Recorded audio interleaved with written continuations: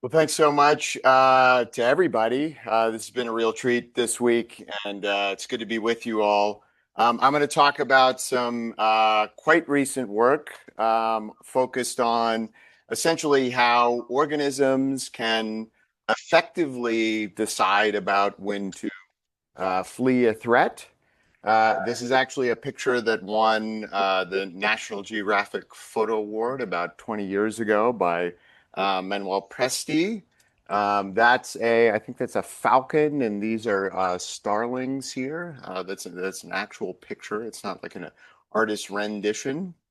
Um, and so I want to start with a little bit of an example. Imagine you're out on Saturday morning at a farmer's market. You know, there's a crowd sort of walking around. You're perusing the food stalls and everything, and all of a sudden, something that looks like Godzilla shows up in the distance. Okay, somebody sees it and they wonder, is this a threat or is this just like a parade float or something harmless? But as it gets closer and closer, this individual thinks, I actually think that is a giant lizard monster, and I'm gonna start leaving this wonderful farmer's market. And then somebody else notices that and says, I think I'll do the same. This individual is kind of looking around and saying, well, you know, my friends are not leaving, and so maybe they have some information that I don't know. They can tell this is like a fake threat or something like that. So I'm just going to chill. I'm just going to stay here. Their other friend here does the same, but lots of other people are alarmed and eventually run away. And it turns out it wasn't a threat. Don't worry, nobody's harmed. And it was just sort of an empty threat. I don't know. It was a parade float or something for something they were doing later that day. So this is a signal detection problem. If the threat had actually been correct, then the right behavior would have been to actually escape. But if it was not, then it really wastes a lot of energy, and you're sort of ruining your opportunity to get all your farmers market shopping done in the morning by having this sort of false alarm, this flight. And if you stay put, but it actually was a threat, you might die. But it's good if you do that if it's not an actual threat. And so this is something that animals do have to worry about while they're foraging all the time. There's other animals that are coming in and also trying to eat them. There are several examples I could have picked, but for reasons that'll become clear later in the talk, this recent paper by this group, Jens Krause, has been studying like animal ecology, movement ecology for decades now. They collected data from this riverine system in Mexico. Kiskadis are the predator bird, and then Molly sulfurs are the fish. Essentially, what happens? It's going to happen fast. That first thing that happened, maybe I'll do it again. That first thing that happened was actually a bird flying over. Okay. And then after that, what you can see is the fish sort of flee, and that flight of the fish sort of propagates through all those little ripples in the water. Those are fish saying, "Oh, I think there's a threat. Let's sort of, do some evasive tactics." This case was one, sorry, that happened really fast, where the bird flies over and wasn't actually a threat because they didn't fly very close. I think that next one was a threat that they actually didn't respond to, right? So anyway, you sort of get the idea here. Birds can fly over, and sometimes they really represent a threat, and sometimes they don't. And sometimes the fish flee or execute some evasive action, and sometimes they don't. This video here is a little bit easier to see. These fish are sort of swimming around, and this like fake predator, which is just like a little arm, pops out. And then the lead fish sort of notice it and they react. I'll show it again. They react essentially by turning around And then the other fish sort of notice that and also kind of flee in kind along with them, right? And, birds do, I mean, plenty of mammalian species do this as well, right? And it's the same idea. We sort of already talked through this 2 by 2 matrix here for what individuals should do. And so the question is, if you have a group, what is the best way to solve this signal detection problem? And so if you know anything about me and also, folks I collaborate with, one thing that's really captivated this is this idea of decisions like this being kind of an evidence accumulation and decision process, accumulating evidence to abound.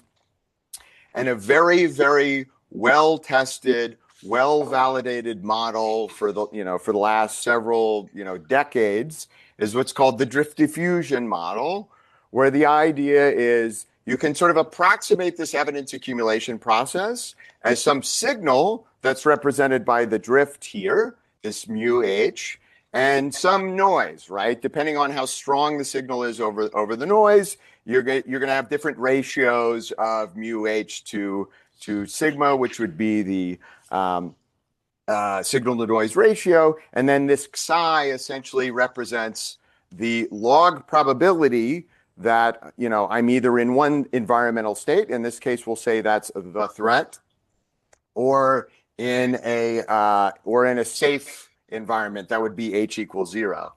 And so in that case, what you find is that if psi is large and positive, then what we're going to see is that sort of predicts that I am in a threat environment. If it gets to be low and negative, then that's more and more evidence that I'm in a non-threat environment. And so what I should do is perhaps set a threshold here. And when I reach that threshold, I should escape. But otherwise, I can just sort of stay put. Okay.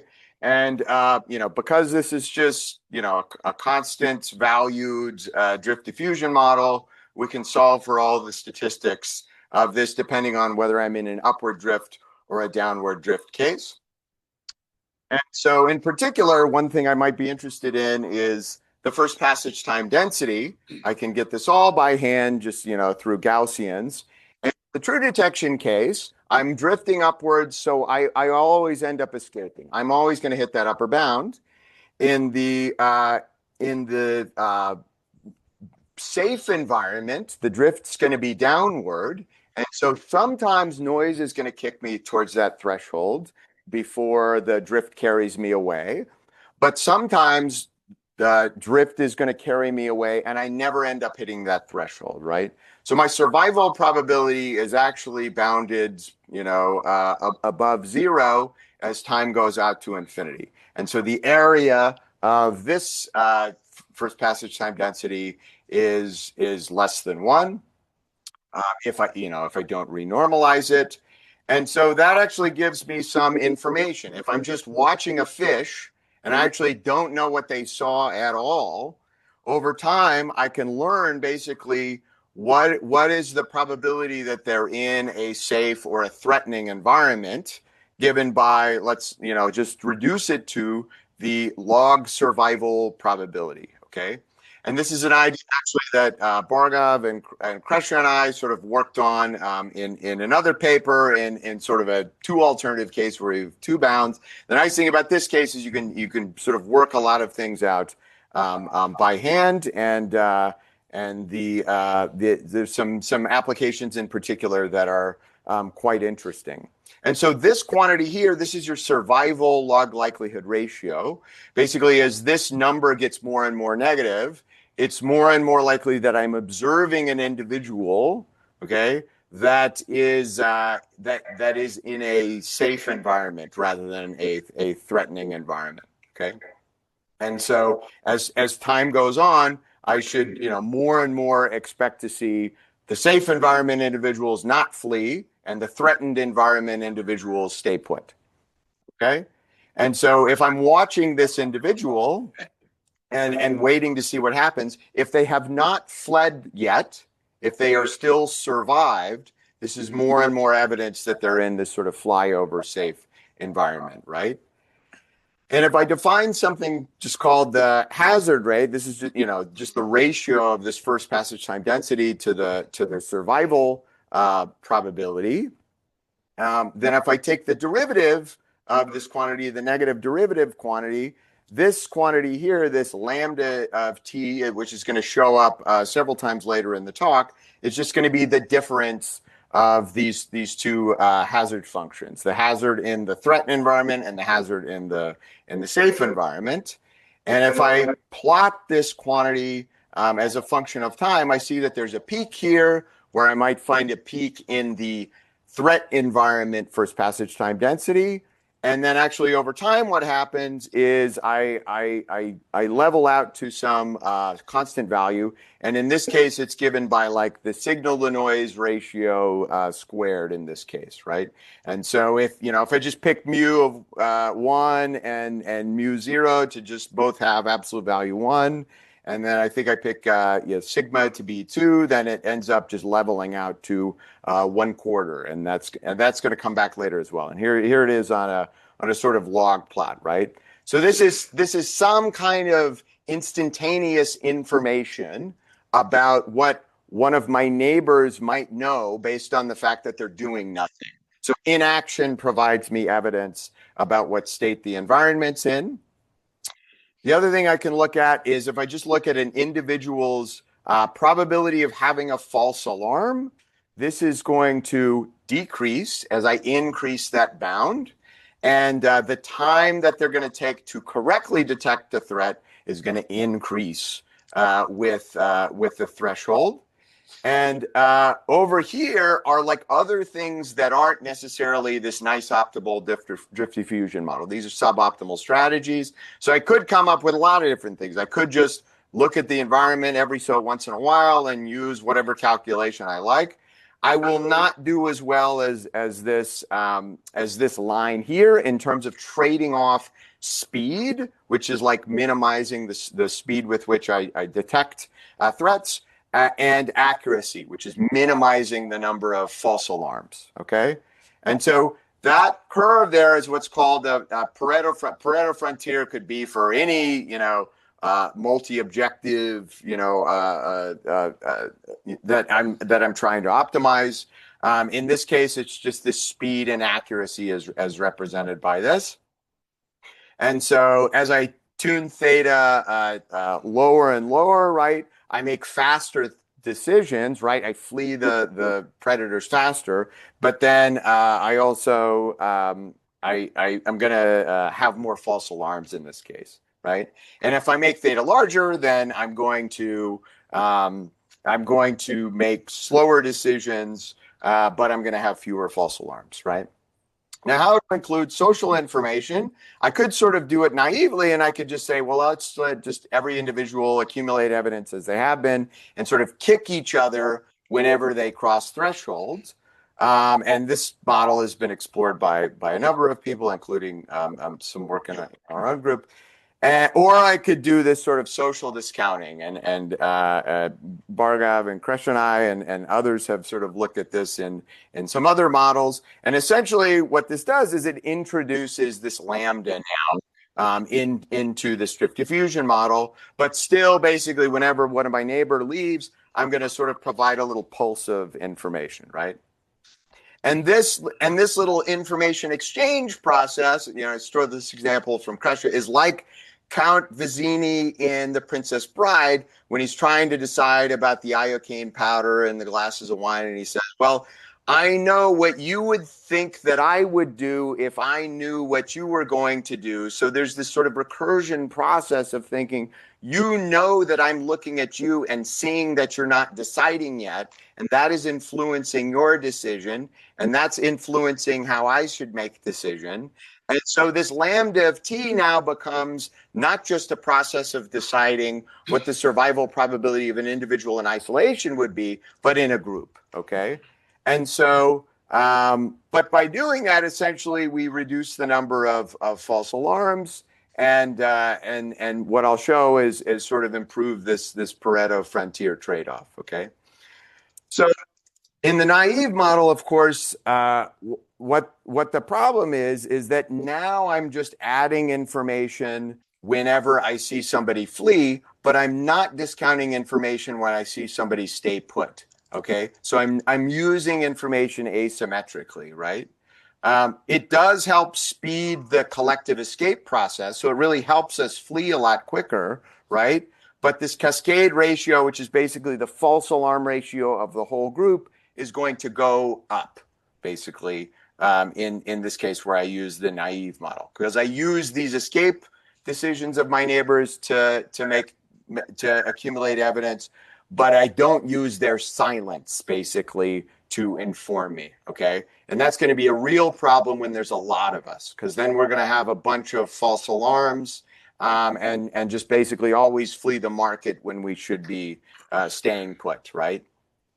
And so how do I actually solve this problem for what this drift should be in the case where I have two coupled agents? You get this sort of funky Fokker-Planck equation that has a drift that depends on its own survival probability. So in order to solve this, I mean, you might be able to do this by hand. I just sort of had to do this numerically. Essentially, you have to say, what is the survival probability of this Fokker-Planck equation? And use that basically to compute this hazard function, okay?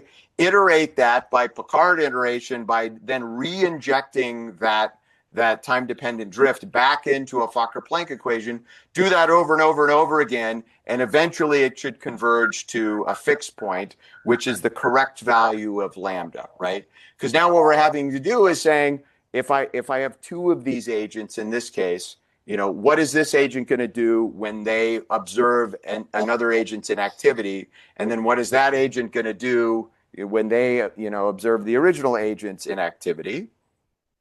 And so what we find is that in a dyad, which is just a pair of individual agents, we find that this social discounting rate actually is going to go down, okay, in comparison to just observing a single agent in isolation, right? Those survival ratios are going to go down. Why are they going to go down? Because you have this additional drift that is pushing against the drift that's going up. Every time I don't see somebody flee, that basically gives me more evidence that I shouldn't flee as well, okay? Now you could build a heuristic model that says, forget about all this complicated stuff and just use a constant value of lambda. And what I'm actually going to show is that actually does pretty well if you tune alpha kind of just right, okay? The other thing you have to do is once a neighbor reaches a decision, the remaining agent gets kicked, but now it needs to get kicked not just by the height of that threshold, that sort of distance that an original agent would have to cross, but also by however much of the drift that they've integrated. Because that says my neighbor not only has overcome the original threshold bound that distance that it had to cross, but also the drift, the anti-drift that it's sort of been fighting against, this discounting, right? And so, we have this method. It's called, I use what's called Durbin's method to solve this first passage time problem. It really is a lot faster than using Monte Carlo simulations or even like using Craig Nicholson or something to solve the backward equation. You can reformulate this problem as just a forward pass on a Volterra equation, and you get these values of lambda of t quite fast. Essentially, you can get the full statistics of this problem. In that case, I'll sort of zip by it just to make sure I get to other things. And so essentially, if I use the naive model, the heuristic model, or the Bayesian model, they're actually about the same in the case of this dyad, right? I can tune this heuristic model, this one with constant drift, to kind of have about the same survival probability as the Bayesian model. As we said before, the survival probability of the naive model is going to go down faster because they're not using this sort of anti-drift, and so they still escape pretty fast compared to how the Bayesian or the heuristic model would, okay? But when you go to larger group sizes, the difference between this heuristic Bayesian model or the naive model, these two social discounting models or the naive model, grows, okay? Because really, The naive model is going to have these cascades, these false alarm cascades that just get kicked off so fast, whereas the social discounting model are going to have this anti-drift that pushes them away from that upper bound, okay? And so what we might be interested in is how does this function lambda now change as we increase n? Notice that pretty much everything else is going to be roughly the same. This is how the heuristic model looks. Basically, I get kicked by an amount that's given by the threshold that my neighbor had to cross, and also how much information they integrated up to that time. So alpha basically times t. I have to undo the anti-drift that they integrated, that negative drift that they integrated, okay? And what you find is sort of interesting, this function lambda of t, which is basically just like the difference of the hazard functions, grows like, it looks like it might grow with that bound, but it turns out this tail actually eventually levels off to 1. This peak actually will keep growing if you raise that decision threshold, but it sort of roughly scales like the threshold of the decision-making agents. And we can actually back out what this tail should be as a function of n. It's a cute little asymptotic calculation. You're basically matching the survival probability to what locally should be the hazard function based on the drift and diffusion that you have in that case. And you get this 1 minus 2 over the square root of n minus 1. So basically, as the group size grows, this basically anti-drift levels off basically right at about 1 for very large group sizes, okay? And this basically suggests that that little heuristic, we should just tune that rate, that alpha rate, to just be something between 0 and 1. So we could have that heuristic model and use alpha, this constant anti-drift as we wish. The peak of this grows like log n, which you might say, oh, that's problematic, but that's sort of related to how we're tuning the threshold in this case. Basically, what we found is that if we want to sort of keep the false alarm rate fixed, we would like to just keep raising that threshold as log n, okay? And we find that if we do that, the peak just sort of grows linearly in that threshold, okay? So things that happen that you probably won't be surprised about as we grow the group size, right? The first individual agent to escape escapes at sooner and sooner times. If we increase this alpha parameter, basically that takes slightly longer, but it still pushes down towards this extremal first passage time result for a group without this anti-drift. And what this does also is, as we increase the group size, we can have shorter and shorter group detection times while still keeping the false alarm rate fixed. This alpha parameter actually improves on that, and even more, it brings this sort of speed accuracy trade-off Pareto frontier in closer, okay? And what we can do actually is, if we want a specific group detection time, basically when do they detect an actual threat, okay? And when can you sort of discriminate between a cascade for a threat and a cascade basically for a non-threat best? There is an optimal alpha for any particular group size, group detection time, and also this sort of cascade, which is representative of the false alarm rate. And it turns out, as you want shorter and shorter group detection times, then you actually should raise this drift alpha in order to get the best speed accuracy trade-off in this case. Okay, so that suggests even if they're using this sort of heuristic model, they should sort of fight that drift with this anti-drift parameter alpha. Okay. So in keeping with the question that Sean asked the other day, but is all this completely useless? Is this even anything that animals actually do? I went back to the data and I said, okay, well, if I look at the false alarm rate as a function of the shoal size area, that's basically a proxy for how many neighbors an individual fish is going to have. So that's going to be that N in our model. How does the detection time sort of scale with the shoal size area? We find that it goes down like we might expect. Interesting, the false alarm rate sort of stays constant. So that suggests as these fish groups are getting bigger and bigger, they're still keeping their false alarm rate constant, and they're really sort of using the group size to minimize the detection time, be speedier. So apparently, being speedier is more important than being accurate, I guess, to these fish.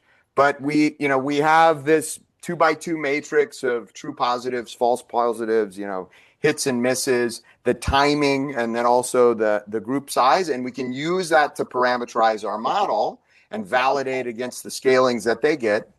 And the thing that we find is that the fish seem to use like a heuristic model that actually has a very strong anti-drift. So they seem to be using this basically social discounting, basically looking at my neighbor and seeing that they're not acting yet.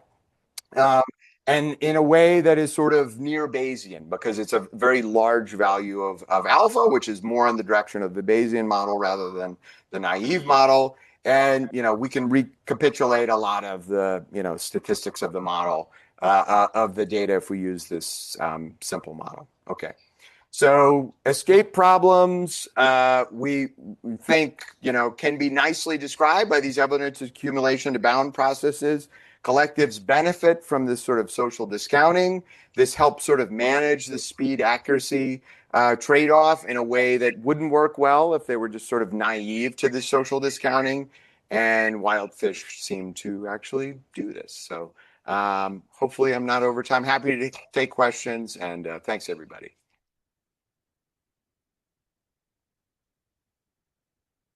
Questions for Zach? Yeah, great. I guess, how would this change if, I guess, the fish had different private beliefs? Like, if one was... Well, they do have different private beliefs because they all have, all those Wiener processes are independent, right? So, well, I mean, not that, I mean, the threshold, sorry. The threshold to make the decision, there's a threshold. Yeah, there's a few ways you can handle that. Actually, in the paper that Bargov's first done, we sort of did something like that, but for a different problem. You could handle it the naive way, which basically says, I'm going to act like everybody around me just has the same threshold as me, which it does seem to be like what a lot of people and other animals do. But, the Bayesian model, if it knew that, you could basically just solve this optimization problem with a heterogeneous set of thresholds in that case. So what do the wild fish actually do? I just use the homogeneous model for that, but you would have a more flexible model, and you could repeat the analysis in that case. Yeah. Thanks. Yes.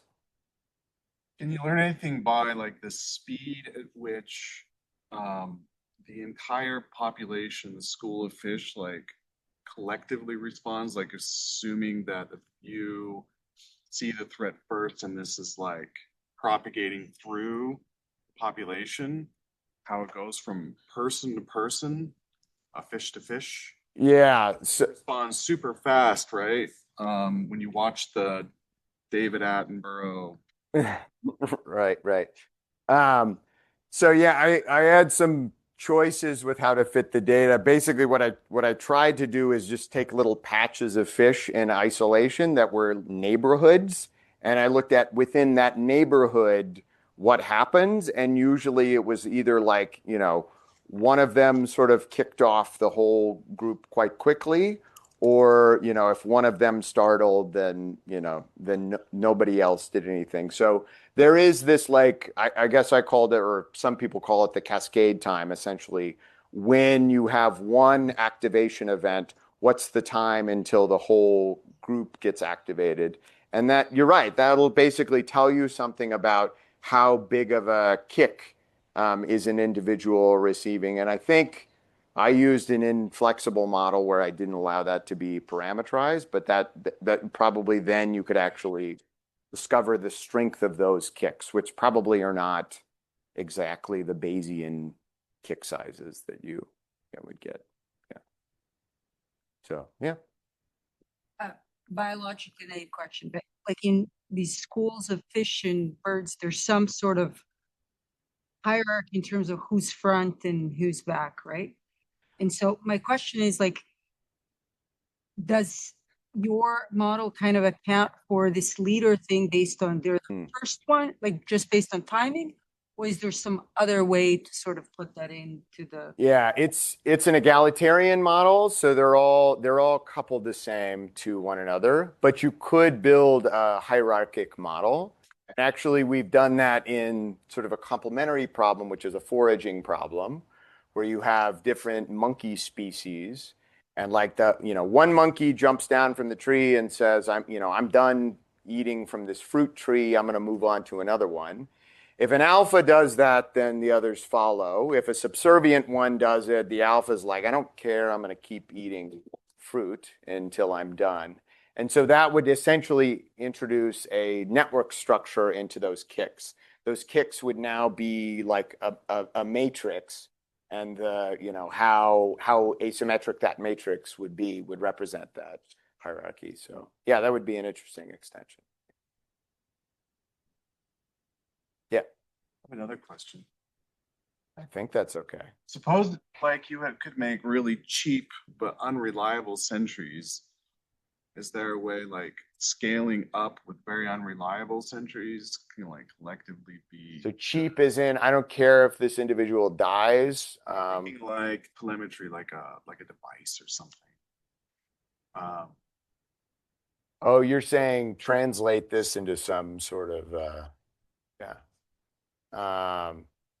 and program this algorithm into those. My dad is really paranoid about being like home invasion. So he likes building little devices with like Arduinos. Yeah. So I'm gonna propose like an array, massive array to surround, and this is gonna appeal to him. Yeah. He's gonna get on top of it. But I don't know what sensor networks use for their evidence accumulation algorithm, but yeah. I can email your dad if you want. Thank you. Okay. All right. Thanks, everybody. Back